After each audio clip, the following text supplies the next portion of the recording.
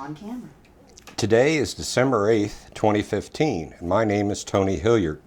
I'm a volunteer at the Atlanta History Center, and with me is Sue Verhoff, the senior archivist here at the History Center. We are here today to record the oral history of Mrs. Miriam Lloyd, who served in the U.S. Navy during World War II.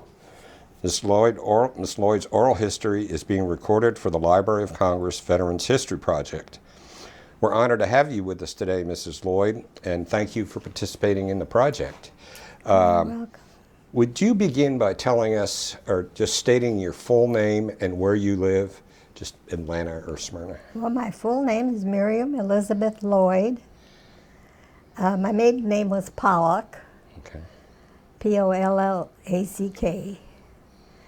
And I was born and grew up on a dairy farm in Wisconsin until I graduated from high school, and that was 1941, when you couldn't get a job for love nor money. Okay.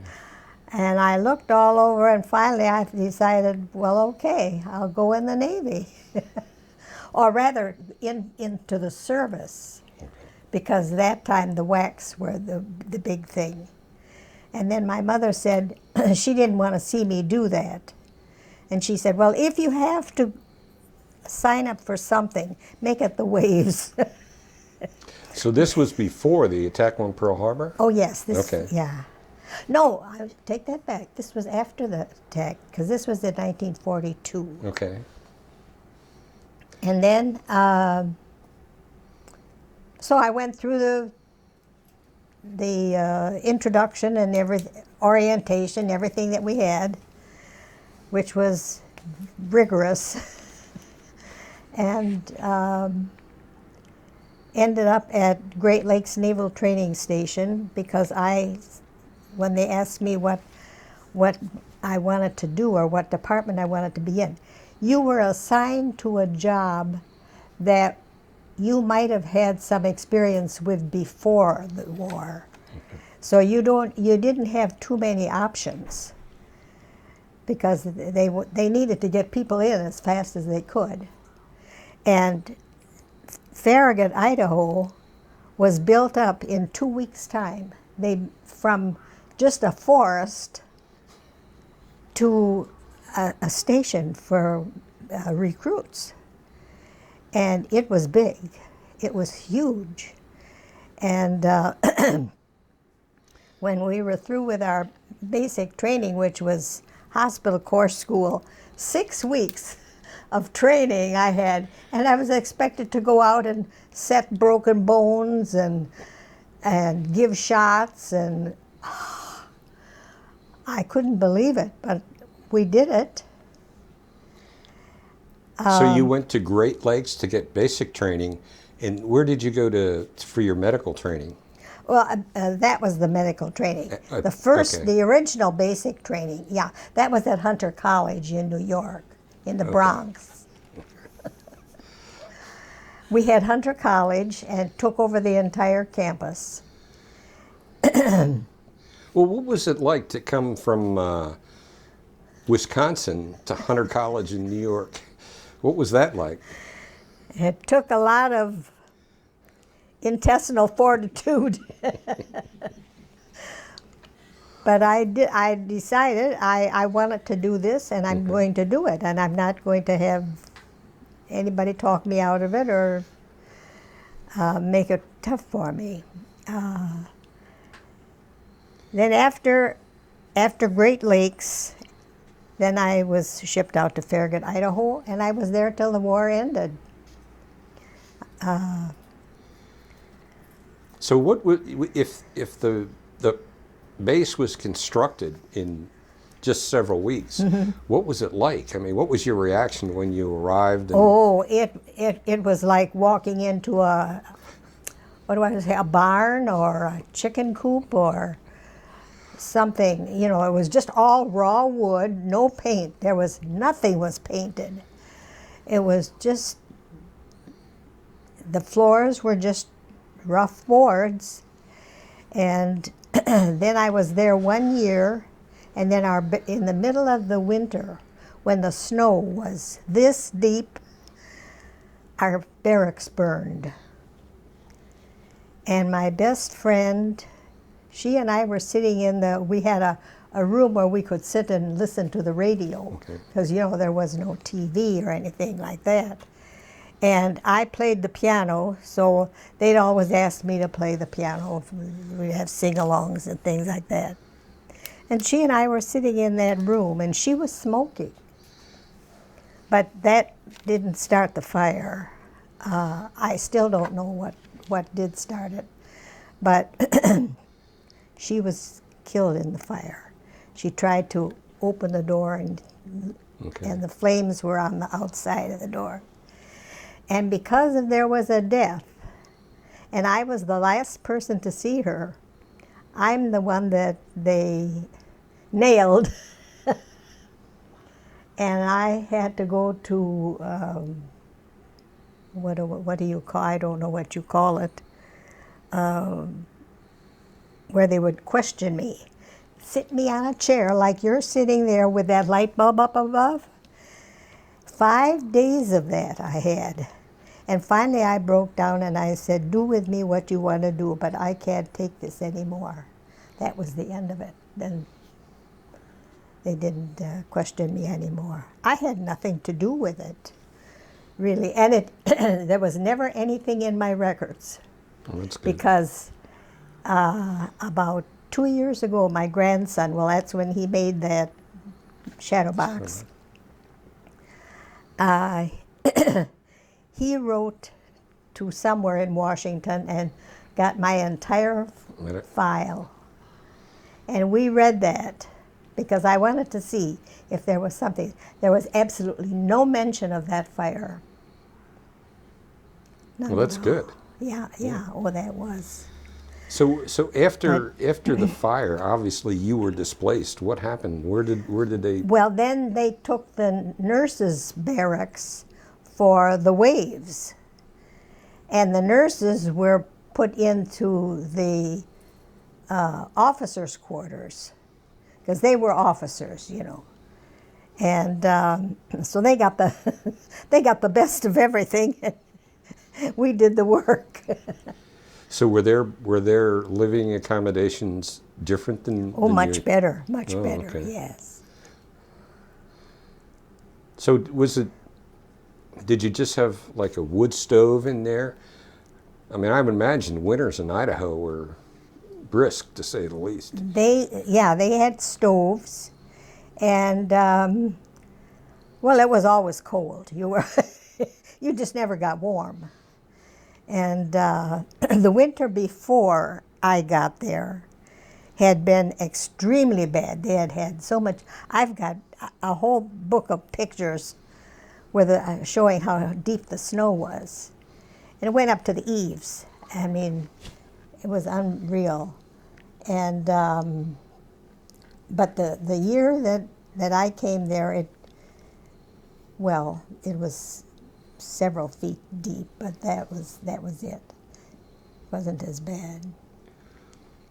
So once you got there, what was your job? What was your responsibility? Well, then I was put in a group that just, the gophers we were.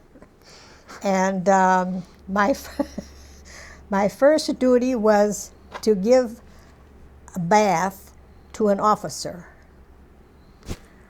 And here's this good-looking, handsome naval officer. And I'm supposed to give him a bath? I couldn't believe it. Well, he was embarrassed as much as I was. So we got along fine. And so from then on, he'd call me if he wanted me to do something for him, you know, or give him a bath or something. Until finally my boss said, now there's something going on here. And so he put me in the chaplain's office. Well, in the chaplain's office, I had to write the letters to the parents of sailors who died. And you see, at that point, we were getting the patients from Balboa Hospital in San Diego, and they were all coming from the Philippines. And so they were burn cases. Right. And because they were all in cases that they'd never be able to fight again. So I always said we saw the worst of war. And I don't wish that on anybody. Did you have much interaction with the patients? Oh, yes. And then after that, I was assigned to the medical storeroom because they discovered, well, that's just when they were starting with the drugs for, what do I want to say? Sulfa? Yes, sulfa was the drug that time. Penicillin hadn't been invented yet. But for mental cases, Okay. they were experimenting, looking for drugs to relieve that. And I had to go to each ward and count the drugs. They'd have a little box with a glass door in the front, on the wall somewhere in the ward, and I'd have to go in there with a key and open that box and count the drugs.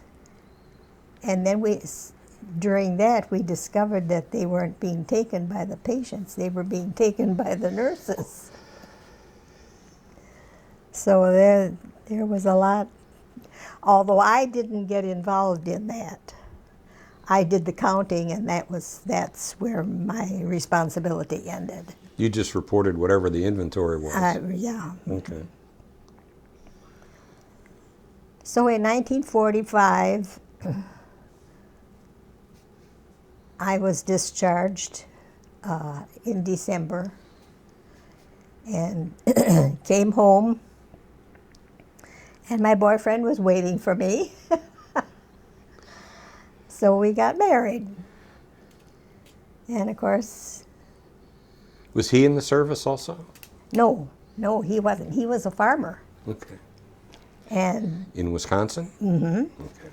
He lived only 5 miles from our farm, and I never knew him until after the war. But that's another story. About 9 years later, we sold the farm and moved to town. And my husband always said, well, you know what'll happen when we get to town? We're going to starve to death. And because he didn't have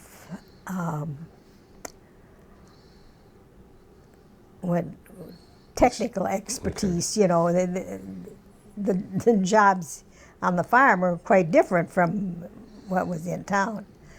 But I went to work, and I had no trouble getting a job. And so I worked from then until I was old enough to retire, till I was 61 I retired at. And that was when I went to Washington, D.C. and worked there for a couple of years. We had a young senator, Bill Steiger, who was a close friend of our family, he and his parents. And while I was there, he died. Okay. And that was kind of a sad affair. So you went to Washington from Wisconsin? Okay. And where did you work in Washington, or you worked for the Department Congressman? of Interior. Okay. And I became rather cynical because I couldn't believe the things that go on in Washington. Now I'm seeing, yes, that is the way it is. It's unreal. But I worked there for 2 years, and then my mother was sick with cancer. And so I went home and took care of her. When you were stationed in Idaho, did you have the opportunity to get home much? No, just once a year Okay. for 2 weeks.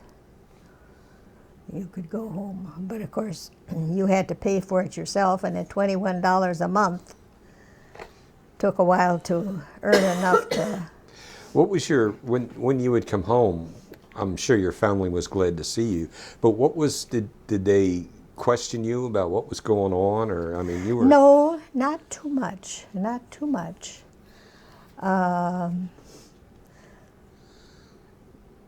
Both of my parents were, as if that was what I wanted to do, that was okay with them. And they weren't, well, they knew that there was a lot of things I couldn't talk about. Right. So they were good about shielding me from those questions. But then well, as I say, then I took care of my mother. I'm trying to think now. You see, my memory is getting slow. It's all right, you're doing well. Doing well. I raised 3 daughters. Okay. My oldest daughter died of lung cancer 2 years ago. And the youngest one, Catherine Trice, works right across the street here at Ridgeview, Okay. but in the assisted living part of it. So I see her nearly every day, and it's wonderful. And that's why I can stay here, because while there aren't a lot of, I do have to have someone come in and do my cleaning and things like that. And well, so far I'm living on frozen dinners and that sort of thing.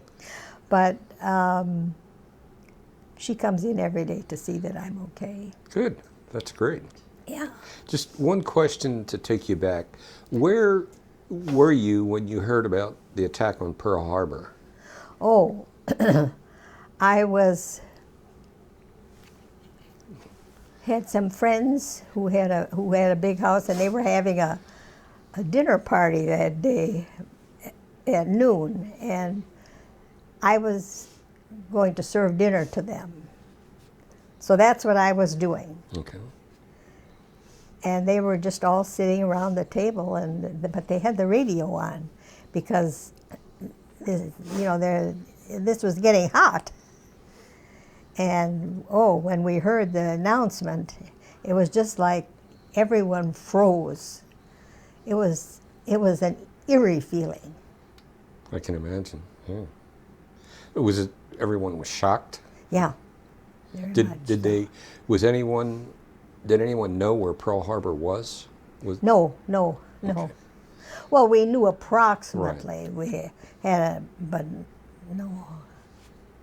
On the other end of the war, when did you hear about the bomb dropping on the Japanese cities, and what was the reaction of the folks at that time? Do you know that I can't remember that?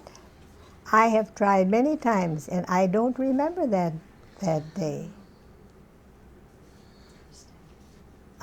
For some reason or other, I've just blocked it out. I have never been able to remember that day. When you were at the hospital in Idaho, how long did the flow of patients continue after the war was officially over? I don't know that either, Okay. because then I left in December of 45, and it was only 4 months, really, after the patients were still there. And of course, those were all long-term patients, so I have a feeling that they probably kept that hospital going for a while. When you were in Idaho, what was there to do for recreation? I mean, did you hunt or fish? Went down to Corner Tavern and drank beer. I'm sorry to say. Well, we did have a theater. They had built a theater. So we had a movie once a week, and then they built a bowling alley, and we could go and bowl. Those were the only two recreational things that we had. And they changed the pictures in the theater once a week. So you went and you saw it. No matter what the picture was, you went to see it, because there was nothing else to do. But then in the summer, we did go hiking a lot up in the mountains, because we were right in the mountains. Right. And I have a picture in that big album somewhere of us having a snowball fight up there on the 4th of July. It was pretty. It was pretty area. We were on a lake called Lake Ponderay. And the people that lived around there were very friendly, very nice to us, and they would invite us to their homes for supper tonight, or so that. Did you want to go through some of those things that you have there and tell us about those? Well, this was the training station, and I was just going to show you what it looked like in the winter.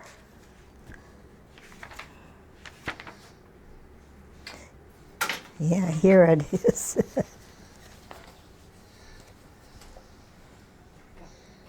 You got it? Okay. On the bottom right, is that what you're... That's it. That's the building. That's the theater and the bowling alley. and church. Because I had been a church organist at home, they latched onto that right away, and so I was having to play the piano for church services. I don't think there's anything else in here that is. It was just that ice, and well, this shows the size of the drill hall. Oh, okay. Yeah. So what was in the drill hole? Is that the recreational area? That's like a gymnasium. Okay. And just a hard floor, and because we couldn't go outside to have drills, and you had to have a drill every day because that kept you physically fit. Okay. And even though we were women, there were no excuses made. And so we would have certain hours that we could use the gym, and then, but it was mainly for the recruits. But by the time 1944 came, then everything was kind of winding down. Right. And so they weren't bringing new recruits there.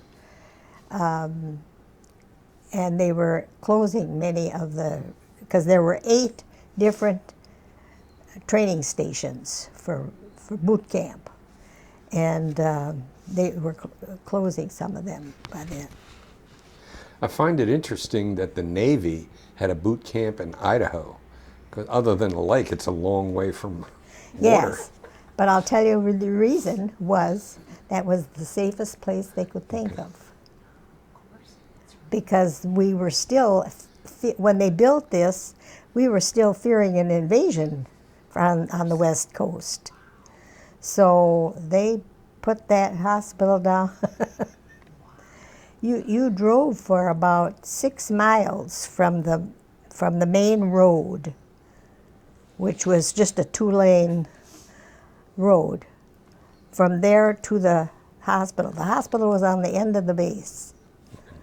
And then there was the lake right there. But nobody would ever find that place, and it was never on a map. That's interesting.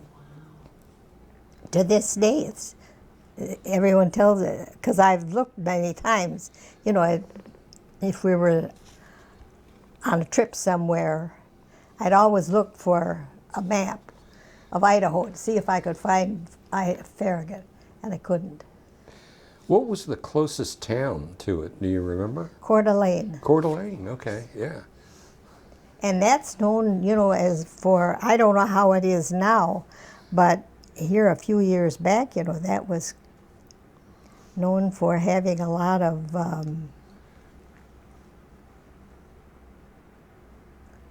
I don't know what nationality they would have been, but people that were anti-government, you know.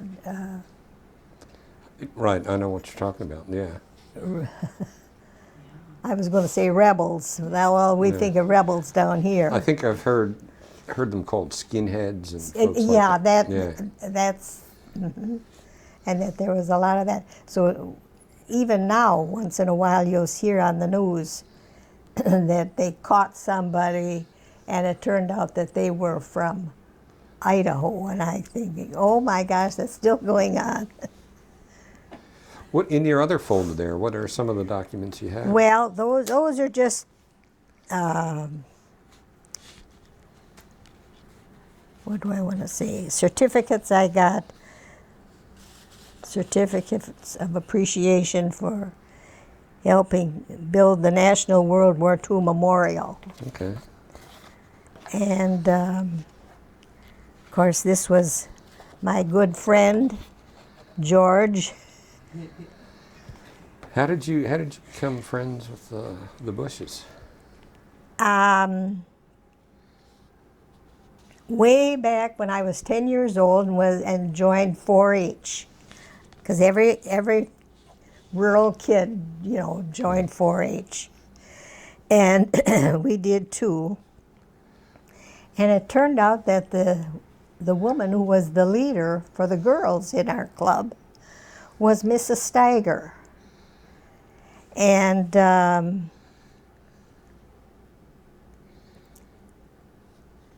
she invited us to her house many times. And then I don't know how the Bushes got in there. They were friends of the Steigers anyway. And then when I was working in Washington, I did a study or something for George Bush 41. Okay. And got to know the family that way. And then when Bill Steiger died, he was just very young. He was a senator then already, but he was very young. And we all went down to Oshkosh to that funeral.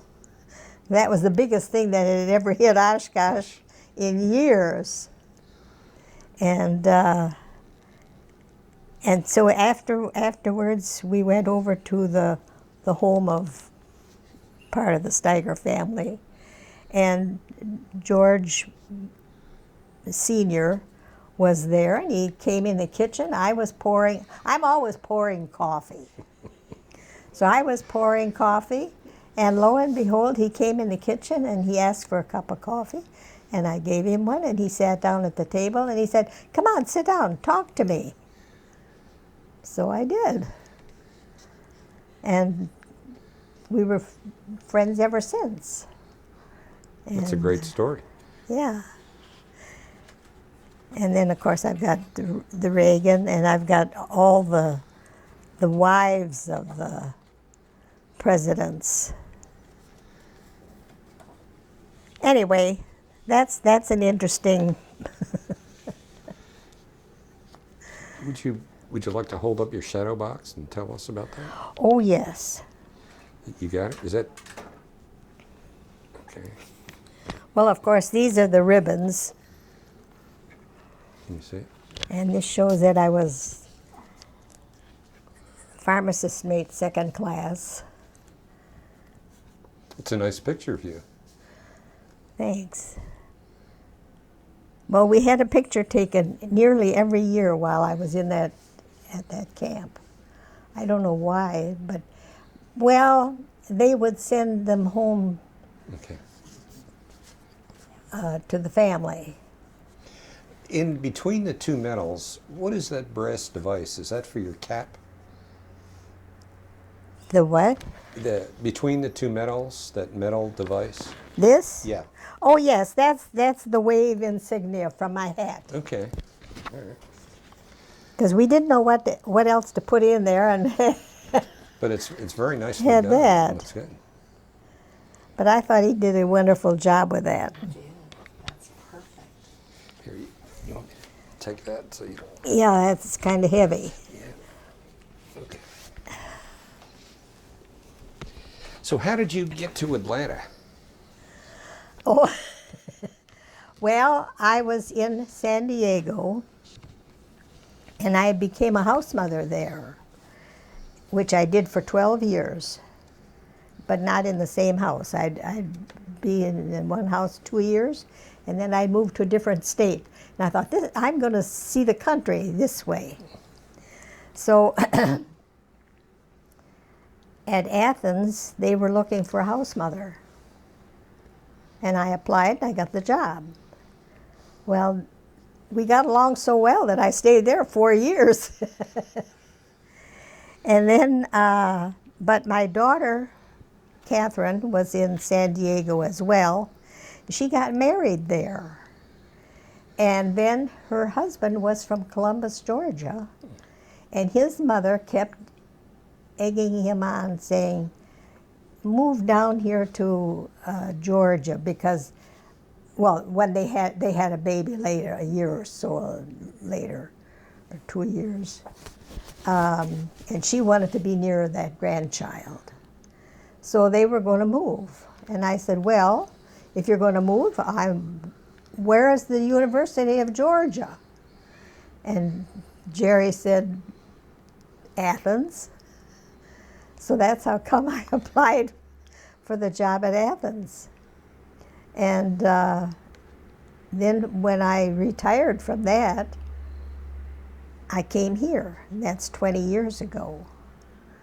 But I'm here just because they are. Yeah. They're both professional musicians, but there wouldn't be jobs available in Columbus. So they had to come to Atlanta. So they just live down the road a ways. Still. Well, that's nice that your family's fairly close. If it wasn't for them, I would be back in Wisconsin. Because I still miss it. I miss winter. Are you a Green Bay fan? Green Bay Packer fan? Oh, of course. Yes. I was talking to someone about, I don't know if you watched the most recent game with the Lions. Oh, I miss that. He was complaining because he was a Detroit fan, and I said, well, it's because God loves the Packers. That was a good answer. Oh yes, I'm all for the Packers. And my whole family is. So my grandsons will call me when we're watching the game, because they know I'm watching. And although we don't get all of them here, but it's kind of fun. And the same way with the Braves. I'm a strong Braves fan. So we go to a game usually once in the summer here. We had a bus, and they would take a group of us to the game. And that was great fun. Is there anything in particular you'd like to talk about?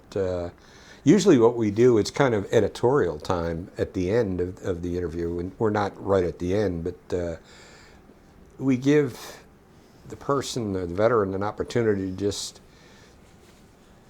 kind of make some editorial statements about, any topic they want, the country, their service, current service, whatever. I mean, it's just, I guess it's your turn to sound off. Oh, well, that being the case, I wish the election was tomorrow. I'm a news hound, Okay. And I watch the elections and all the polls and everything. I have nobody here to discuss it with because no one else cares. I can't understand that. That people are so nonchalant about it. Because that situation over there is getting hotter and hotter, and I'm so afraid of what could happen. At my age, it won't matter, but I have 8 grandchildren and 8 great-grandchildren.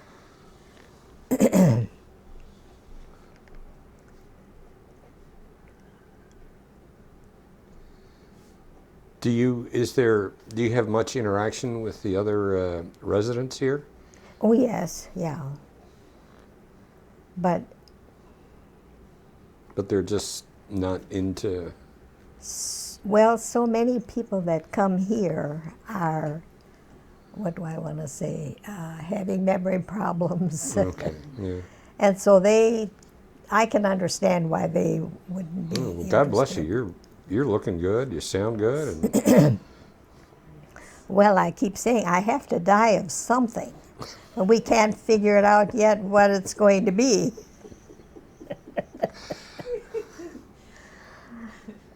I'll be 94 in March. really, you don't look it. You really do not.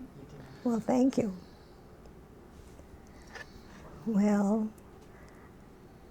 yeah. Well, I had 2 aunts. One was my mother's sister, and the other one was my father's sister, and they both lived to be 100. And both of my grandfathers lived to be in their late 90s, 97, 98. In there. You have good DNA. So it must be, yeah, I always say it's in the genes. Is there anything else you'd like to discuss, or you said you had eight children and 8 grandchildren? No, I had 8 grandchildren. Yeah, 8 I had three daughters. The one that died, and then I have a daughter that's out in Oregon now that I never see. she never comes. And then Catherine, the one that lives here. And but I have 8 grandsons, 7 grandsons, and 1 granddaughter. And with the great-grandchildren, it's the same thing. There's 7 boys and 1 girl. Isn't that strange? So we're heavy on boys. But I got along with the 3 grandsons that are up in Wisconsin now. One of them works for the sheriff's department, and the other 2 are salesmen. But they're the ones that we call back and forth when we're watching the ball game and so on. Well, it sounds like a lot of fun. And I'm really close to those 3 boys. And well, when they were little, I practically brought them up because my daughter had her hands full. The 2 youngest ones were twins. So she had a 3-year-old boy, and then she had the pair of twins. And that poor girl, I felt for her.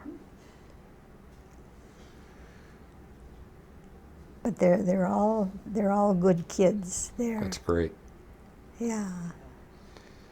Okay. Yeah. I have a couple of questions, Oh. if you don't mind, Ms. Lloyd. I was just sitting here. I love your story. This is just so fascinating for me. We read, I'm too young to remember, of course, I wasn't around then, but we read a lot about the patriotic fervor that sort of happened after Pearl Harbor, that all the men... Oh, yes. Was it the same for women? I mean, how did that work? Were people excited about you going into the Navy, or did they think you were crazy, or what was the reaction to your Well, a service. lot of them thought I was crazy. Yeah. But those that didn't were encouraging. Good.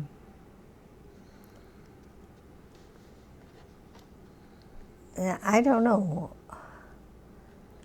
When you're in the midst of it, it's so different. And then when you think back, there's a lot of things that I think, oh, I wish I'd have done that, or I wish I'd have done that. Did you ever encounter anyone that was hostile, you know? No, Okay. I never did. Good. And there was never any harassment. I worked in offices, you know, when all that while that I was at the Naval Hospital. Never any harassment at all. And I was like one girl in the office, and the rest were men. And but it was usually real young men, because the older ones, you see, were called up for. Well, they were all called up. They were all drafted, but the younger ones were at the base, while the other ones were sent out on the ships. Right. And that was another couple of questions, I guess. What was the makeup of the hospital? Was it mostly men with just a few waves, or were there a lot of mostly men with a few Mostly, waves? yeah. Okay. But there were Navy nurses there too, Gotcha. women. Okay.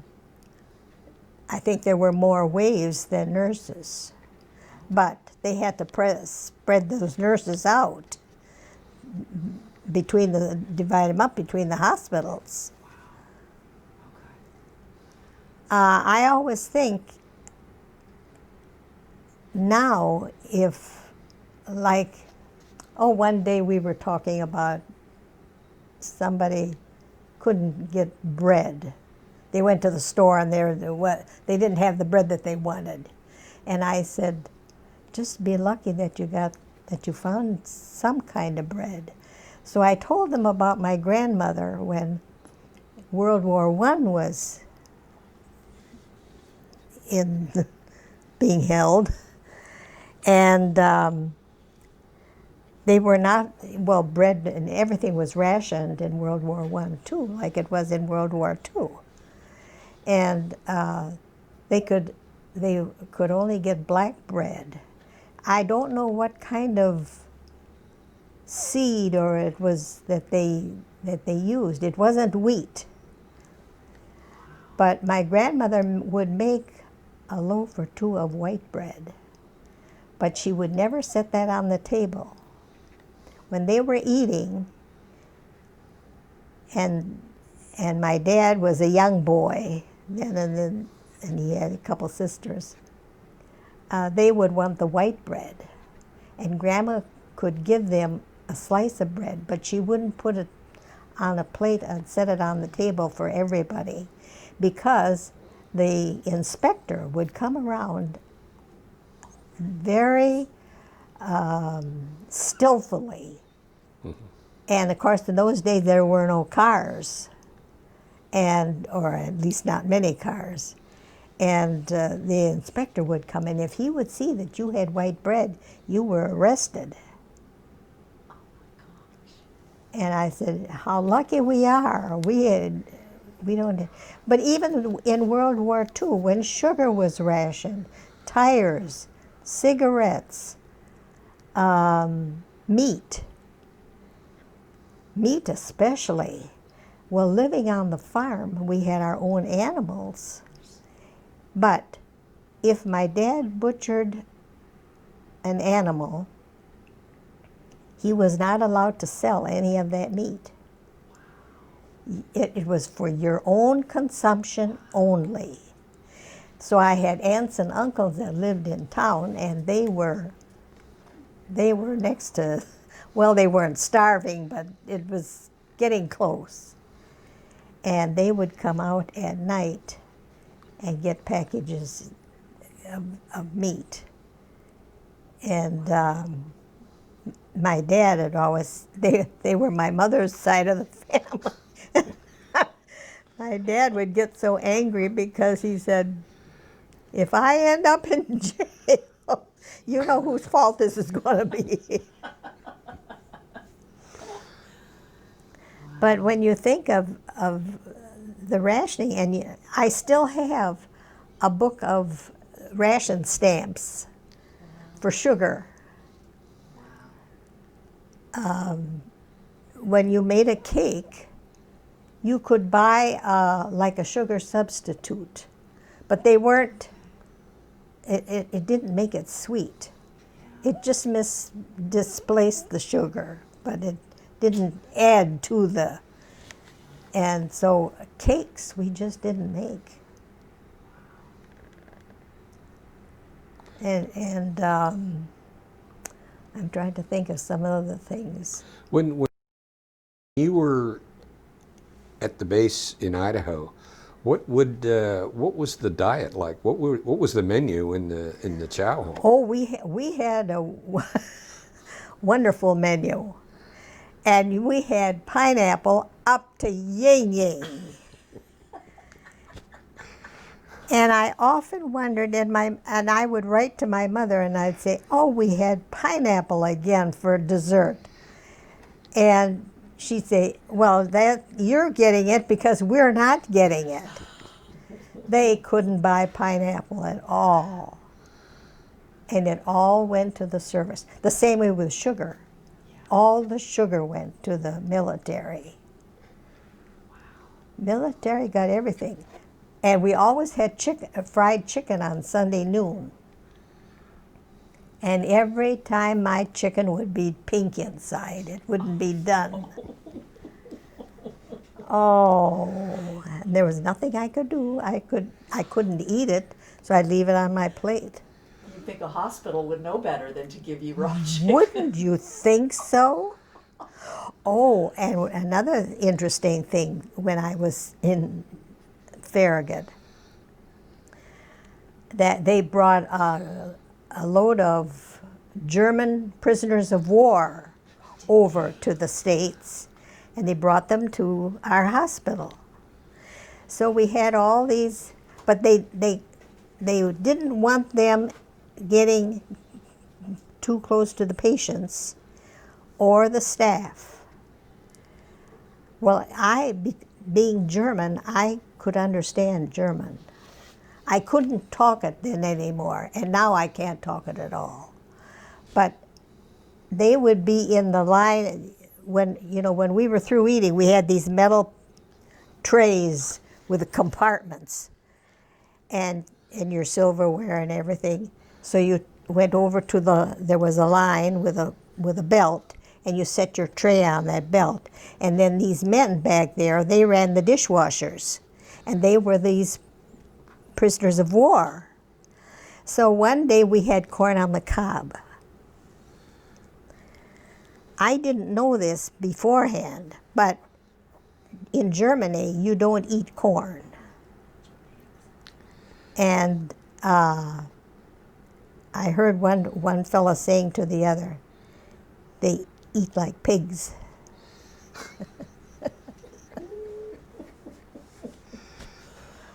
I didn't know if I wanted to eat corn on the cob from then on or not. Well, one last question, if you don't mind. I was curious about, you said that the men were mostly burn victims from the Philippines and that they would send them to Balboa and then on to you. Mm-hmm. Was that because Farragut kind of focused on burn? Was that kind of a specialty? No. Farragut? No? I don't think so. I think it just happened. But the patients that were coming into Balboa were primarily burn victims, because you see, on board ship, when that boilers exploded or when they were hit, everybody was burned. So they just needed a lot of beds for burn victims, I guess. Yeah. Wow. But I don't think they made it a specialty or anything. Although they might have No, I don't think so. It's amazing. Okay. Well, thank you very much for participating in the program. You really have a good story. It's one of the better interviews we've had, Yes. Oh my. and I hope you've enjoyed it. Yeah, I did. Thank you for participating, and thank you for your service. Well, thank you. Thank you for your service, and thank you for chatting with us today. You know, I worked at, a couple years ago, I worked over at Southern Polytech Okay. for a while. They needed a file clerk.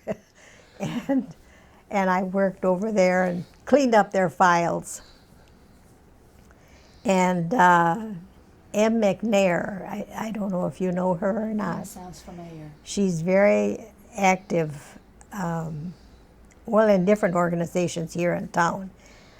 And anyway, she sends me a card on Veterans Day every year. Oh, And they are the most beautiful cards.